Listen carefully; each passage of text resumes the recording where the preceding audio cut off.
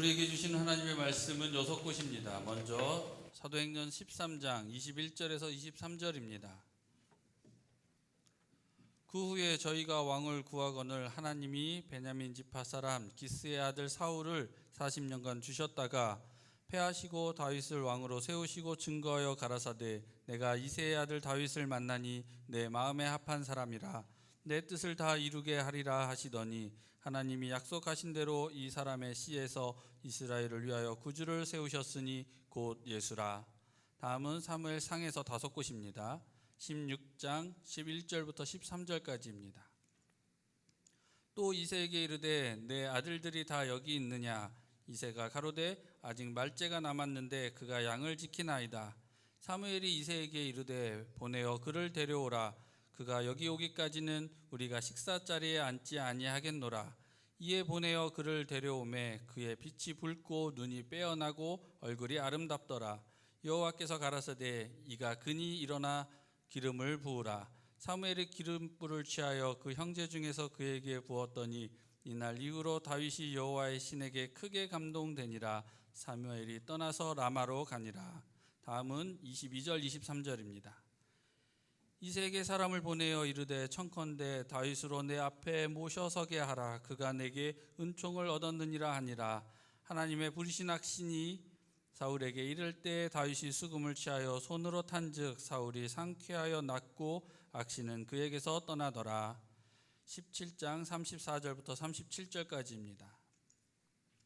다윗이 사울에게 고하되 주의 종이 아비의 양을 지킬 때에 사자나 곰이 와서 양떼에서 새끼를 움키면 내가 따라가서 그것을 치고 그 입에서 새끼를 건져내었고 그것이 일어나 나를 해하고자 하면 내가 그 수염을 잡고 그것을 쳐 죽였었나이다. 주의 종이 사자와 곰도 쳤은즉 사시는 하나님의 군대를 모욕한 이 할례 없는 블레셋 사람이리이까 그가 그 짐승의 하나와 같이 되리이다. 또 가로되 여호와께서 나를 사자의 발톱과 곰의 발톱에서 건져내셨은즉 나를 블레셋 사람의 손에서도 건져내시리이다. 사울이 다윗에게 이르되 가라. 여호와께서 너와 함께 계시기를 원하노라. 다음은 40절입니다. 손에 막대기를 가지고 시내에서 매끄러운 돌 5을 골라서 자기 목자의 제구 곧 주머니에 넣고 솔에 물매를 가지고 블레셋 사람에게로 나아가니라. 마지막으로 17장 48절 49절입니다. 블레셋 사람이 일어나 다윗에게로 마주 가까이 올 때에 다윗이 블레셋 사람에게로 마주 그 항우를 향하여 빨리 달리며 손을 주머니에 넣어 돌을 취하여 물매로 던져 블레셋 사람의 이마를 치매 돌이 그 이마에 박히니 땅에 엎드려지니라. 아멘.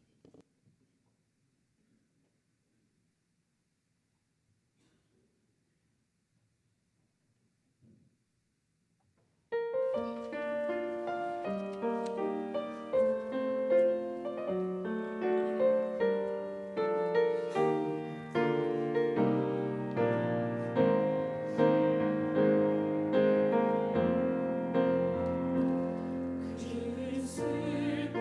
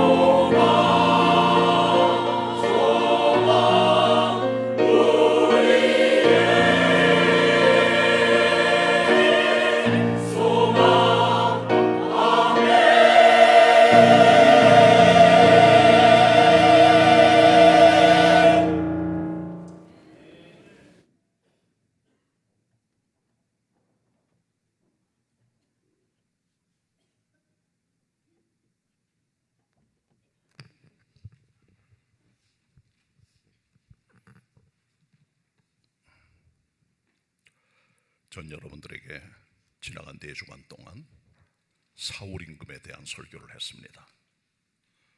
사울 임금은 40살에 왕이 돼서 하나님의 신의 감동 그리고 겸손함으로 국가를 강건하게 하고 그의 인생에 날개를 달아 상승곡선을 그립니다. 그러나 2년 지난 그의 나이 42살부터 교만과 불순종으로 인생이 꺾어져 내려가 그의 남은 인생의 비극적인 삶을 살게 됩니다. 이 같은 사울의 종말은 사무엘상 31장에서 나타나고요, 사무엘하 1장부터는 새로운 시대가 열립니다. 다윗 시대가 열리게 된 겁니다. 그러니까 사무엘상과 사무엘하의 어떤 기점이 바로 사울과 다윗 시대를 나누는 그런 분기점이 되는 겁니다. 그러나 사무엘상의 다윗은 나타납니다. 그러나 거의 고난받고 힘들어하는 시간들을 보내고 사무엘하에부터 이제 우리 다윗의 생애가 새롭게 열려진 것을 보게 되는 거죠. 저는 여러분에게 앞으로 이 다윗에 대한 설교를 하려고 합니다. 다윗이 중요한 인물입니다. 왜냐하면 이스라엘 백성들은 지금도 다윗 시대를 갈망하고 노스텔자, 향수병이 있어요. 그 시대에 대한. 이번에 이란 전쟁을 일으킨 장벌 중에 한 사람이 트럼프 대통령과 더불어 이스라엘의 총리인 네타냐후입니다. 가끔 여러분 TV 보시면은 기자회견장에서 네타냐후가 나타나서 말을 하는데 그 뒤에 보면은 이스라엘 국기가 털 걸려 있어요. 이스라엘 국기는 하얀 바탕으로 그 깃발이 만들어져 있습니다. 그 하얀 바탕은 평화와 순교를 상징하고요, 그리고 위에와 아래에 파란 줄이 하나씩 꺼져 있습니다. 그것은 유대인들이 기도할 때 입는 그 옷에 있는 그 쇼울이라고 하는 그 옷에 있는 두 줄입니다. 파란색. 그걸 갖다 놓은 겁니다. 그냥. 그리고 가운데 별이 있어요.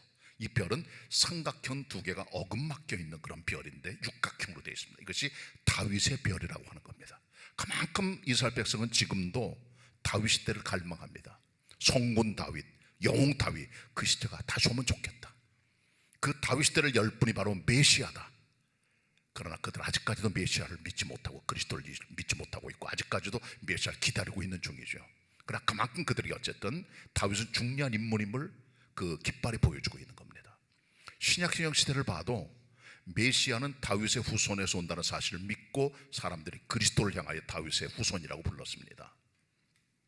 마태복음 20장에 보면은 두 소경이 예수님을 향하여 낫게 해주기를 갈망하면서 다윗의 자손이여 그렇게 불렀어요. 그 메시아를 다윗의 자손으로 알고 그리스도를 그렇게 고백한 겁니다. 같은 마태복음 21장에 보면 예수님께서 예루살렘 입성하실 때 사람들이 그 앞에다가 겉옷을 깔고 종려나무까지로 주님 입성을 축하할 때 어린아이들과 무리들이 똑같이 외칩니다. 호산나 다윗의 자손이요. 그 시대를 갈망하는 겁니다.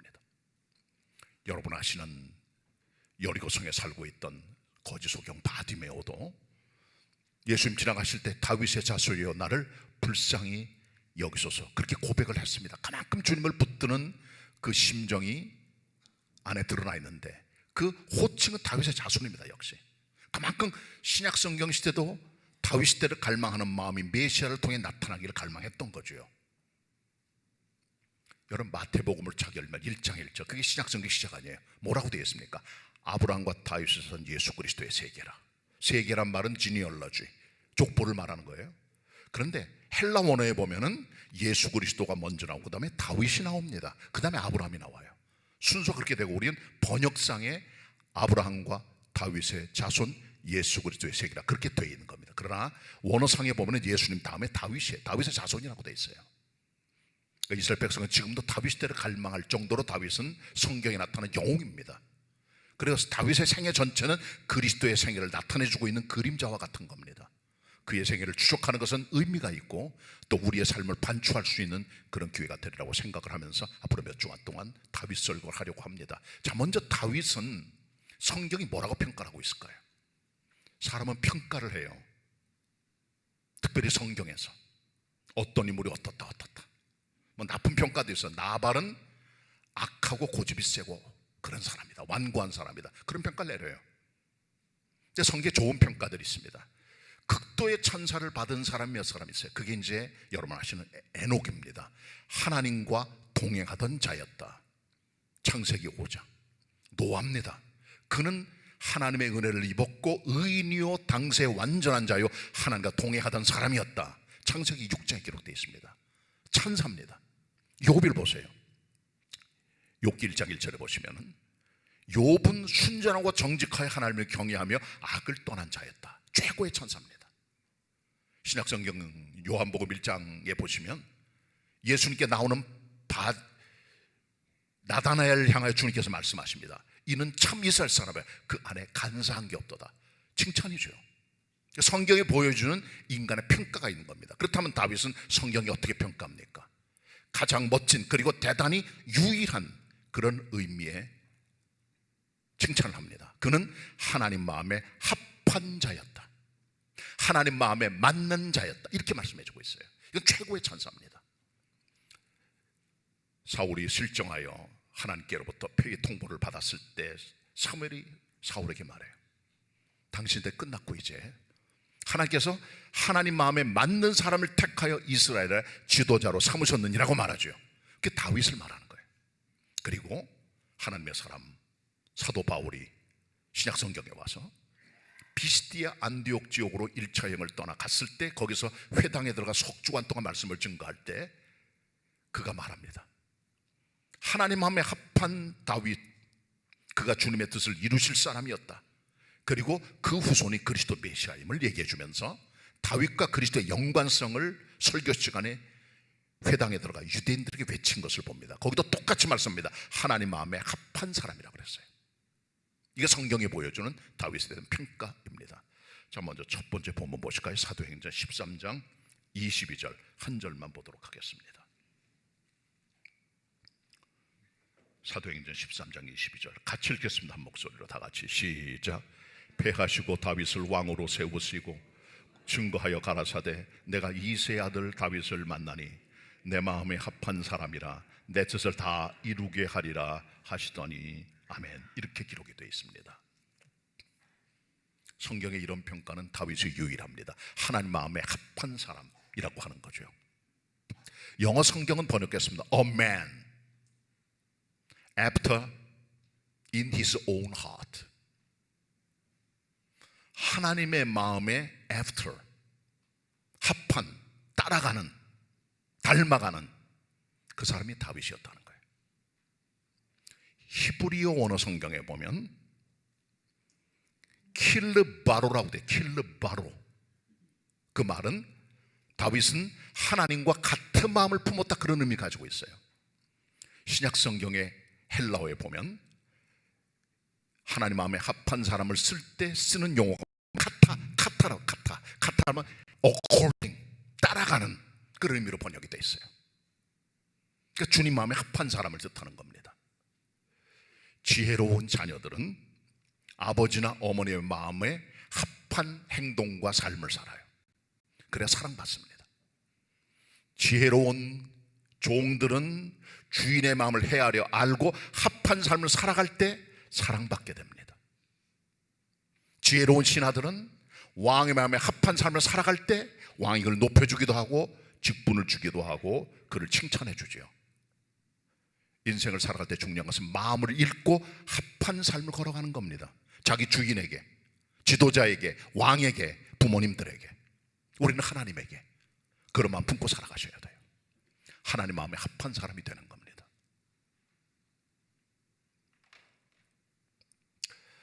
어떻게 하나님 마음에 합한 뜻을 알 수 있을까요? 우리가 어떻게 알죠?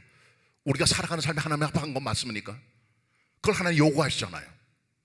그래서 부모님과 자녀, 주인과 종, 왕과 신하들 사이에서도 그런 관계가 있는 것처럼 우리가 하나님 마음을 어떻게 알 수 있고 따라갈 수 있습니까? 그렇게 하나님 마음을 읽고 합해져야 주님이 우리를 통해 뜻을 이루어 가시는 거죠. 뜻을 모르면, 마음에 합하지 않으면 일을 못하는 거죠.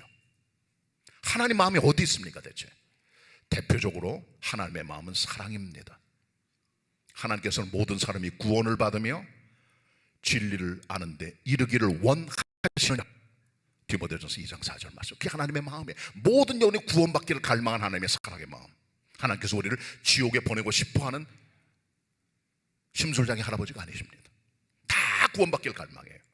어떤 영혼이나 주님께 오기를 갈망하는 하나님의 마음이 있는 거예요. 그게 아버지의 마음입니다. 거기 합한 삶을 살아가는 사람들은 하나님께 그들이 돌아올 수 있도록 진리를 증거하고 복음을 전하는 거예요. 또 하나가 뭡니까? 요한복음 13장 34, 35절 새 계명을 너희에게 주노니 너희가 서로 사랑하라. 내가 너희를 사랑하고 너희도 사랑하라.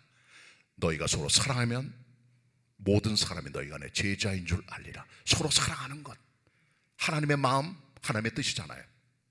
그 같은 하나님의 마음이 성경이 기록이 되네. 그러니까 하나님의 마음은 다윗 때처럼과 조금 달라요.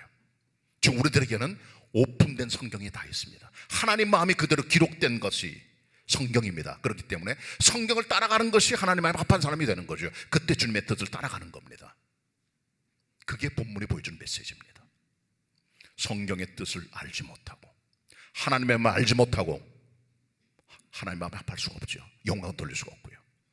하나님 마음에 합한 사람 되는 것, 하나님 원하시는 우리를 향한 갈망입니다.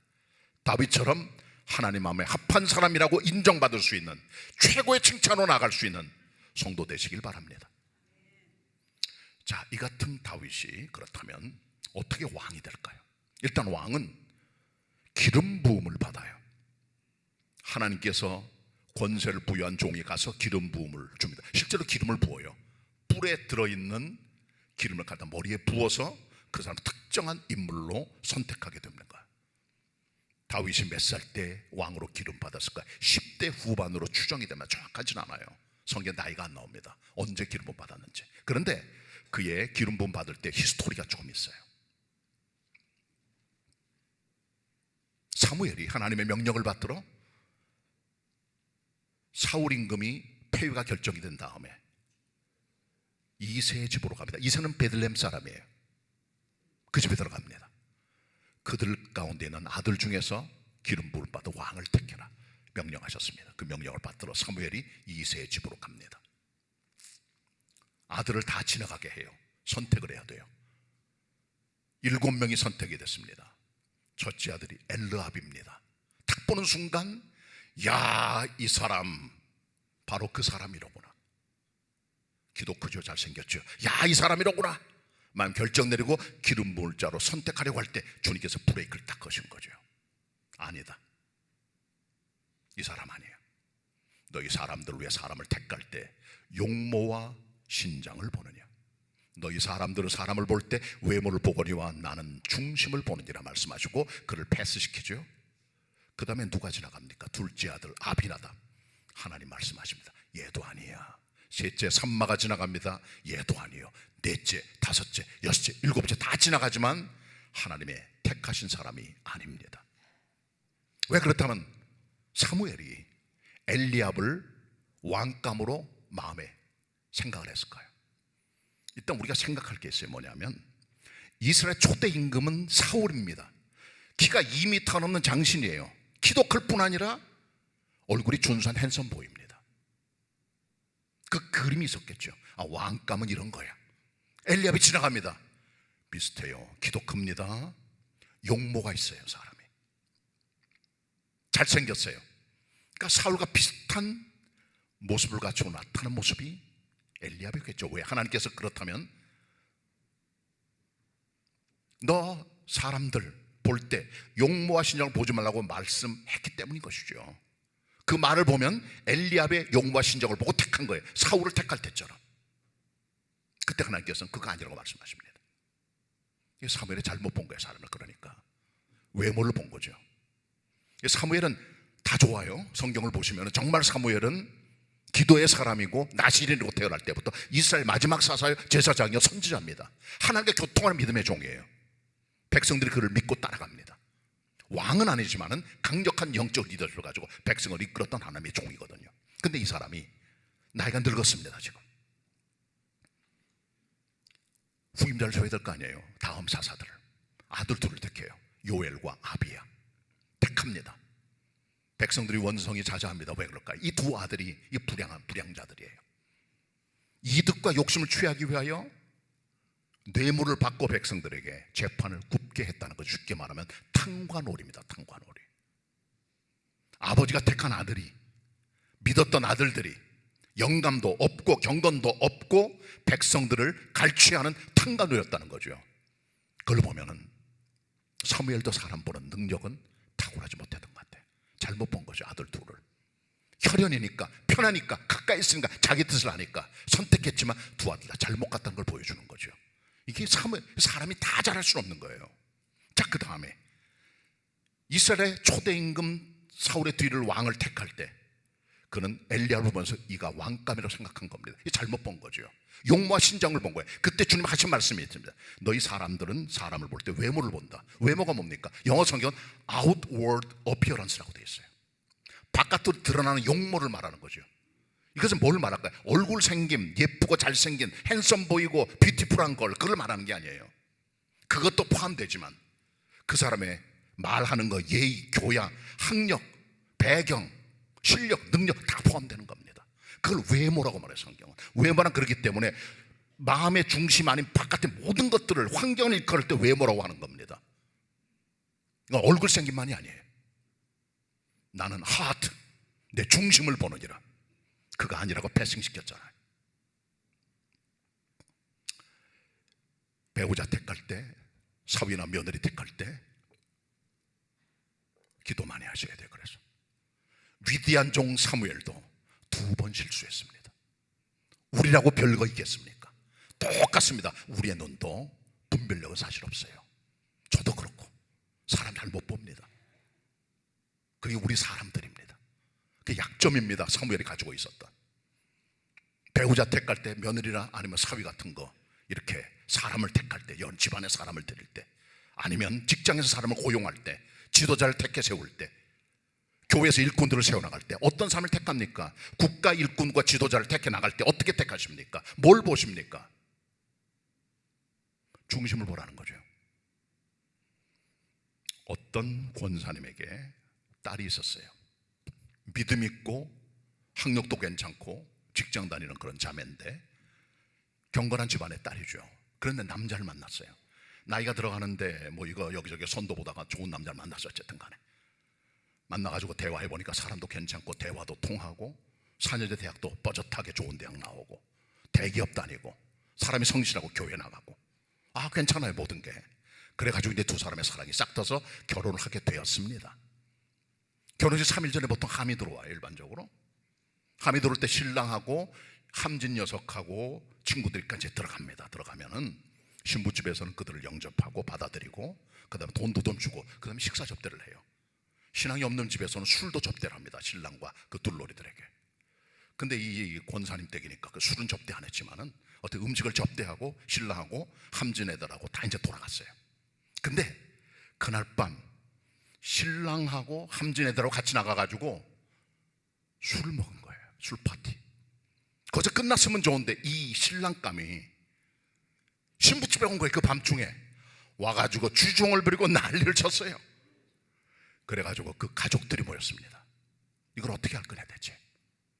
여태까지는 조금 걸 봤는데 이 사람의 본질이 이거냐 대체 하고 가족회의를 했습니다. 그리고 결혼식 하루 전날 파혼을 통보했다 그래요. 사람 잡기 힘듭니다. 진짜 중심 보기가 어려운 거예요. 그러나 성경은 사람을 선택하는 가장 중요한 기준을 마음, 중심, 하트라고 말해주고 있다는 것 기억하셔야 됩니다.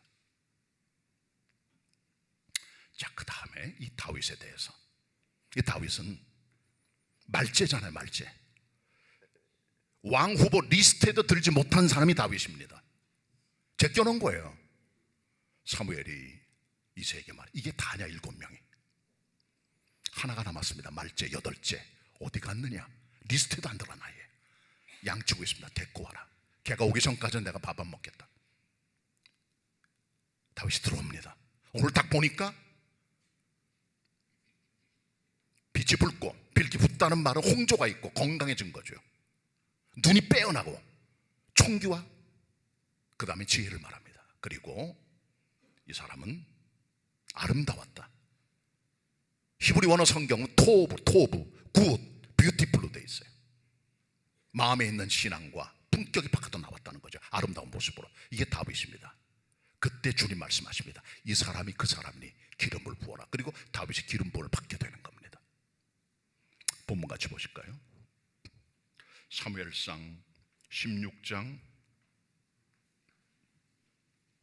12절입니다. 11절 건너뛰어서 12절 제가 읽겠습니다.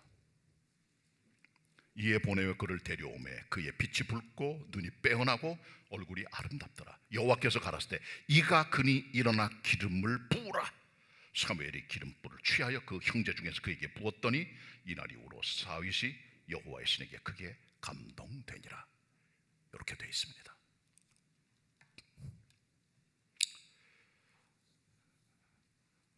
인간 취급 못 받는 아들, 리스트에 들어가는 아들이 마지막 아들을 기다리고 있었던 거죠. 너무 손쉽게 결정을 하지 말고 말재가 있다. 우리 인생에는 언제든지 가장 좋은 후보자가 있다는 사실을 믿고 기도하는 자세가 꼭 필요해요. 하나님께서 남겨둔 누군가가 있다는 사실을, 마지막 아들이 있다는 사실을, 다윗이 남겨있다는 사실을 알고 기도하고 사람의 중심을 보는 시각을 키워나가야 됩니다. 자, 그리고 이 다윗은 책임감이 투철한 사람이에요. 책임감. 이 시대는 너무 오리까지 가는 시대에 사람들이 너무나 많아요. 예수님께서 누가 너 보고 오리 가자거든 십리까지 가주라. 이 십리까지 가는 사람을 영어 성경은 세컨 마일 크리스천이라고 합니다. 더 가줄 수 있는. 오리는 의무를 말합니다. 돈 받는 봉급의 그 액수를 말하는 거예요. 근무 시간을 말해요. 그러나 십리까지 가는 건 희생, 봉사, 섬김, 책임감, 이걸 말해주는 거죠. 주님께 그것까지 원하세요. 믿는 사람이 책임까지 들어가야, 희생까지 들어가야 그때 사랑받고 올라가고 인정받게 되는 겁니다. 이것은 계속되는 논리입니다. 이것은 시대가 달라져도 똑같은 거예요. 그거는요, 인간의 심성이 달라지지 않아요. 사랑받으려면, 인정받으려면 희생해야 돼요. 투철한 책임이죠. 우리 교회 IMF 때 많은 분들이 힘들어해서 어떤 장로님 한 분이 오시더니 저를 보고 제가 사업 하나 접어야 될 것 같습니다. 이번에 너무나 힘듭니다. 아무래도 무너질 것 같아요. 부도날 것 같습니다. 간신히 넘기셨어요. 그 장로님께서. 또 집사님 한 분이 보니까 IMF 때 회사 구조조정 한다고 잘렸어요. 해고 통보당하는 거죠. 부인 있고 애들 둘이 있잖아요. 집사님 만났어요. 제가 집사님 아주 신실한 믿음의 형제인데 리아 깎을 준비되어 있어요? 뭐 지금 아무것도 없으니까 맨 땅에 헤딩하는 거 아니에요. 그야말로 직장 해고됐으니까. 애든 둘이나 있고. 집사님 날 딱 보더니 목사님 리아 깎을 해야죠. 애들 있고 자식들 있는데 최선을 다하겠습니다. 그러더니 목감 IC 쪽에 군밤 같은 거 파는 분들이 계세요. 차가 정체되면 거기 이제 중간 정체되는 데서 이제 뭐 여러 가지 파는데 이 집사님이 거기 틈을 얻어가지고 거기 들어가서 붕어빵을 3년 팔았습니다. 리아 깎을고. 그리고 일어났어요. 그리고 직장 취직되고. 하나님의 은혜지만 자식들을 책임지겠다는 아버지의 책임감이 거기 들어있는 겁니다. 하나님의 사람들은 책임감입니다. 추천은 하나님께 맡겨준 일을 내가 감당하겠다는 책임감, 인간적인 품성의 책임감이 아니라 하나님께로부터 내려온 임무에 대한 책임감, 인생에 대한 책임감, 그게 있는 거예요. 그리스도의 사람들이 정신이 제대로 박히면 남자들은 가족 책임질 줄 알고, 자녀 책임질 줄 알고, 직장에서 자기 임무 다 하고 최선을 다해 그걸 감당하는 거예요. 그게 하나님의 사람입니다. 믿지 않는 사람들은 책임감 정말 있어요. 소방수들 불 끄다 죽잖아요. 그 책임감이다. 그런 것들이 우리가 그들보다 못하면 안 되잖아요. 하나님의 사람들이 주님께 맡겨주신 임무와 책무를 그보다 못하면 안 되잖아요. 다윗을 보세요. 여러분, 형들은 다 왕 후보자로 지나갈 때 혼자 양치고 있었다니까. 책임감이다. 그 양떼를 돌보는 거죠. 그리고 골리앗이 나왔어요. 한번 엘라 골짜기에 전투할 때. 블레셋 군대 장군입니다. 키는 3m가 넘어요. 온몸은 어린 갑으로 뒤집었었습니다. 갑옷인데 어린 갑은 비늘 껍질이에요. 그렇게 생긴 거로 만든 거예요. 전부 다 놋 같은 걸로 만들어가지고 비닐 껍질처럼 생겨서 화살이 오거나 칼이 와도 튕겨나가요. 전부 다. 그게 57kg. 머리에 투구 썼죠. 발에는 견갑을 찼죠. 가슴에는 단창을 찼습니다. 왜? 근거리 전투에 등한 사람이 이 사람입니다. 어렸을 때부터 군사기 때문에 등치가 커가지고 창만 날리는 사람이 아니에요. 진짜 용사입니다. 골리앗은. 거기다가 들고 있는 창은 배틀채 같다. 몇 미터짜리를 들고 있는 거죠. 그리고 창날만 7kg짜리입니다. 그런 장군이 나왔으니까 백성들이 무서워 다 도망을 치는 거죠. 40일을 조속으로 나와가지고 이스라엘 백성들을 놀리고 깔보고 모욕하고 하나님을 모욕합니다. 그때 다윗이 나갑니다. 누구도 상대 못하는데 그때 사울이 말해요. 너 나가지 마라. 큰일 난다. 쟤는 어렸을 때부터 용사야. 가지마. 그때 다윗이 한 말이 있어요. 임금님, 아닙니다. 내가 나갈 수 있습니다. 제가 나가야 됩니다. 제가 양떼를 지키기 위하여 사자나 곰들이 양떼를 움킬 때, 특별히 새끼 양들을 움킬 때 제가 그것들을 쫓아가 그것들을 쳐 죽였습니다. 곰이나 사자의 수염을 잡고 쳐 죽였습니다. 그것들을. 이 블레셋 사람도 그런 짐승의 하나처럼 될 겁니다. 하나를 모욕하는 이 블레셋, 이 할례받지 못한 사람도 그처럼 될 겁니다. 내 손에 죽은 사자나 곰처럼 제가 나가겠습니다. 그래 내가 가라. 그를 보내게 된 거죠. 책임감이다 이게 다윗의. 본문 보도록 하겠습니다. 사도행전 17장 34절입니다. 제가 읽겠습니다. 다윗이 사울에게 고하되 주의 종이 아비의 양을 지킬 때에 사자나 곰이 와서 양떼에게 새끼를 움키면 내가 따라가서 그것을 치고 그 입에서 새끼를 건져내고 내었고 그것이 일어나서 나를 해오고자 하면 내가 그 수염을 잡고 그것을 쳐 죽였었나이다. 주의 종이 사자와 곰도 쳤은즉 사실은 하나님의 군대를 모욕하는 이 할례없는 블레셋 사람이리까 그가 그 짐승의 하나와 같이 되리이다. 아멘. 이게 다윗입니다. 보통 사자나 곰들이 육추를 잡아먹을 때 제일 먼저 잡는 게 새끼들이에요. 오미양 떨어져 혼자 노는 것들, 정확한 표적이죠. 큰 것들은 한 번에 안 잡히기 때문에 새끼들은 빨리 잡아가잖아요. 근데 이 사자나 곰들이 와가지고 손쉽게 사냥할 수 있는 새끼를 딱 잡을 때 그는 달려가서 수염을 잡았다. 이것 보면 그 나름대로 비결이 있는 거예요. 다윗이. 여러분 이 사자들 수염 있잖아요. 곰도 수염 있고 그거를 당기는 순간 아마 정신을 못 차리겠죠. 여러분 수염 당겨보세요. 얼마나 아픕니까 그게. 정신 못 차리는 거죠. 그리고 그때 몽둥이를 내리 때리는 겁니다. 막대기 가지고. 그리고 잡아 죽이는 거예요. 이게 다윗입니다. 책임갑니다. 새끼 양 한 마리를 뺏기지 않겠다는 양떼 주인의 마음. 그 마음을 가지고 그는 400명의 군대 장관이 되고 600명 장관이 되고 유다의 왕이 되고 이스라엘 전체 왕이 되어 그 책임감으로 나아갔던 것들을 발견하게 됩니다. 신약성경, 구약성경 창세기 요셉을 보세요. 그는 야곱의 11번째 아들입니다. 형들이 양을 칠 때 제대로 치나 안 치나 이 아들 요셉에게 아버지가 명령을 했어요. 형들 잘 감독하고 네가 시찰해봐라. 농땡이 피지 않는지. 그는 총무입니다. 아버지 앞에 충성을 다합니다. 아버지 앞에 책임감이 강합니다. 아버지 형들이 놀고 있습니다. 장난치고 있습니다. 아버지가 그걸 다 알죠. 그때부터 그 책임감, 투철한 책임의식 가지고 형들에게 미움받고 결국은 애굽에 팔려가잖아요. 애굽 팔려가도 그 책임감과 그 믿음 때문에 주인이 그걸 알아본 거죠. 보디발에. 그리고 모든 자기 집안의 가정의 일을 다 그게 맡겨버립니다. 그리고 오해 때문에 감방에 들어가서도 그 감방의 모든 감옥의 죄수를 관리하는 총무가 돼요. 그리고 국가의 총무가 되는 겁니다. 책임감입니다. 하나님의 사람들은 맡겨진 일에 최선을 다할 수 있는 책임감이 다윗처럼 있어야 된다는 사실을 기억하시고 여러분 삶에 맡겨진 일에 최선을 다할 수 있는 종들이 되시기를 바랍니다. 마지막으로요, 이 다윗은 전문가예요. 전문가, 스페셜리스트. 그는 특별한 전문성, 스페셜리티가 있었습니다.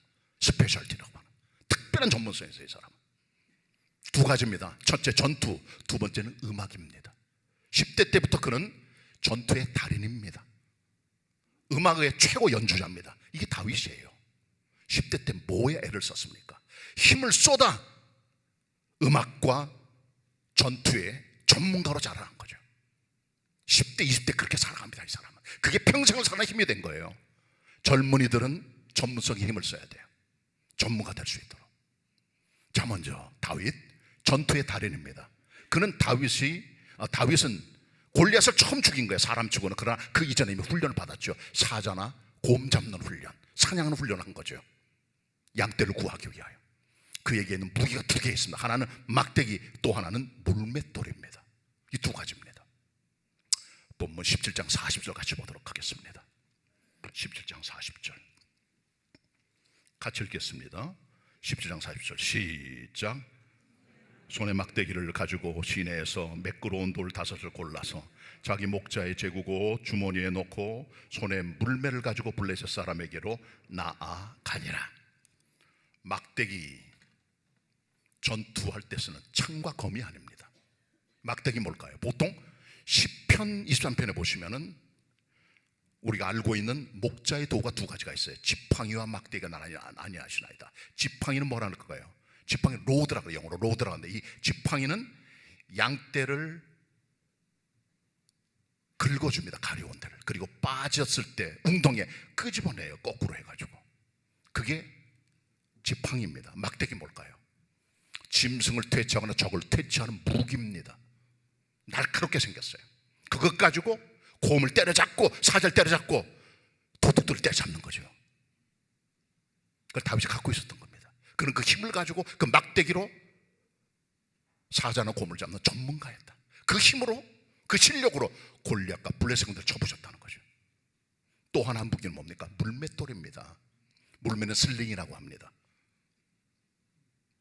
길쭉한 가죽이 있어요. 끝에다가 줄을 달았습니다. 고리를 달았어요. 가운데다가 돌을 집어넣습니다. 하나를. 그리고 빙글빙글 돌립니다. 그리고 한쪽 끈을 딱 놓는 순간 그게 쫀사같이 날아가 상대방을 때리는 거죠. 골리앗이 나왔습니다. 지금 키가 3m가 넘어요. 이 사람은 어렸을 때 용사입니다. 근접 전투도 잘하는 사람이에요. 움직입니다. 온몸은 어린갑으로 완전히 무장했습니다. 틈새가 뭐냐? 투구 밑에 이마가 딱 있나자. 그 2cm 3cm밖에 안 돼. 짧은 2cm 3cm밖에 안 되는 그 부분을 쏜살같이 달려가 물매를 쏩니다. 이마에 딱 성경 봐라. 박혔다 그래. 때린 게 아니야. 박혔다는 게 뭡니까? 그 안에 박혀서 빠르게 집어던져 치명상을 입혔다는 거예요. 그럼 나가 떨어집니다. 칼이 없으니까 다윗이 골리앗의 칼을 가지고 그의 목을 잘라서 분위기가 반전되면서 블레셋을 승리하게 되는 결정적인 어떤 전환점을 만들어낸 거죠. 다윗이. 전투의 전문성입니다. 전문가가 돼야 돼요. 평생 하는 거는 전문성 가지셔야 돼요. 취미로 하는 거 말고 평생 하는 거. 자, 다윗의 전문성이 또 하나가 있죠. 뭘까요? 음악입니다. 다윗은 음악의 연주자입니다. 성경 보시면 다윗은 시편 150편 가운데 절반을 자기가 다 작사 작곡을 했어요. 물론 시편에 나오는 말씀들은 전부 다 글만 있잖아요. 가사만 있죠. 곡은 다 사라졌습니다. 그러나 곡이 있었을 거예요. 아마 찾지 못했지만 작사 작곡을 72편 했어요. 그런 성가대를 세웠습니다. 역대기에 보면은 아삭과 헤만과 여두둔 같은 음악가들을 세워서 연주하게 하고 코러스를 해가지고 노래를 하게 만들어서 그들로 최고의 오케스트라와 합창을 만들어 하나님의 영광 돌리는 예배 음악을 장려했습니다. 자기가 악기도 만들었어요. 직접 음악을 사랑했습니다. 찬양을 좋아했습니다. 하나님을 노래합니다. 그리고 이 사람은 수금이라고 됐어요. 수금, 영어 성경은 하프라. 하프, 연주의 대가입니다. 사울 임금이 하나님을 떠나면서부터 그의 머리에 자꾸 악신이 들어와 머리가 뻐개질 같은 아픈 번뇌를 하게 돼요. 머리가 상쾌해지려면 음악을 들어야 돼요. 그래서 이스라엘 최고의 수금 연주자를 찾기 시작합니다. 베들레헴에 다윗이 딱 걸렸어요. 소문난답니다. 이거 하프 치는 거 부릅니다. 내가 왕의 은총을 입었구나. 연주해봐라. 최고 실력으로 왕국 음악가가 된 다윗이 수금을 연주합니다. 그때 하나님의 신이 내려옵니다. 악신이 떠나갑니다. 사울의 머리가 상쾌하게 됩니다. 그러니까 다윗의 음악은 단순히 기술이 아니에요. 하나님의 영감의 이마에 악신을 떠나게 만드는, 상쾌하게 만드는 감동의 은혜가 있는 노래가 다윗의 노래였다는 거죠. 그런 전문가였습니다. 음악은 기술이 아니에요. 영감이 있어야 돼. 그 안에 생명력이 있을 때 사람들의 마음에 타치가 되고 하나님께 올라가고 번뇌가 떠나가고 평강을 이루게 되는 것이 음악의 힘입니다. 그걸 다윗이 했다는 거죠. 범상한 사람이다 다윗은. 본문 같이 보도록 하겠습니다. 16장입니다. 22절 제가 읽겠습니다. 16장 22절 이새에게 사람을 보내어 이르되 청컨대 다윗으로 내 앞에 모셔 서게 하라. 그가 내게 은총을 얻었느니라 하니라. 하나님의 부르신 악신이 사울에게 이를 때에 다윗이 수금을 취하여 손으로 탄즉 사울이 상쾌하여 낫고 악신은 그에게서 떠나더라. 이렇게 되어 있습니다.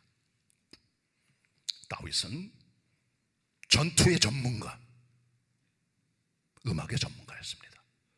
10대 때 다 익혔습니다. 그리고 그 힘으로 평생을 살면서 블레셋 군대와 적들을 물리치고 그 힘으로 하나님을 노래하고 찬양하는 아름다운 생애를 걸어갔다는 거죠. 평생 하는 것들은 잘하셔야 돼요. 자매님들 요리 잘하셔야 됩니다. 한 번 먹고 끝나는 인스턴트가 요리가 아니라 집에서 가족들이 먹을 거라면 학원도 당기고 연구하셔야 돼요. 잘 먹여야 돼요. 왜? 평생 하는 거니까. 1년 하고 끝난다, 6개월 마치고 끝난다, 그건 안 하셔도 돼요. 컵라면 사 먹고 도시락 사다 먹으면 돼요. 주문해 먹으면 돼요. 배달의 민족에서. 그러나 평생 잘할 거라면 지금이라 늦지 않았습니다. 연구하셔야 돼요. 가족들에게 기쁨과 만족할 만한 식사를 제공할 수 있도록 여러분의 책임입니다. 그게 전문가가 되는 거예요. 목회자들은 설교와 교육의 전문가가 되어야 됩니다. 성가대원들은 찬양의 전문가가 되어야 돼요. 교사들은 가르치는 기술과 인격과 방법이 있는 최고의 전문가들이 돼야 되는 거예요. 직장에서는 여러분 분야의 최고의 전문가가 돼서 그때 하나님께 영광을 돌리는 겁니다. 왜 하나님께서 다윗을 이렇게 보여주십니까? 하나님께 영광이 되는 거예요. 기쁨을 드리는 거예요. 한 가지만 기억합시다. 성경이 보여주는 다윗에 대한 최고의 찬사, 하나님 마음에 합한 사람입니다. 그러려면 성경을 읽으셔야 됩니다. 하나님 마음이 성경에 담겨져 있으니까. 성경 읽고 뜻을 알아. 하나님 마음에 합한 성도들이 다 되시기를 축원합니다. 축원합니다. 기도하십시다. 하나님 아버지, 하나님 마음에 합한 다윗 같은 사람,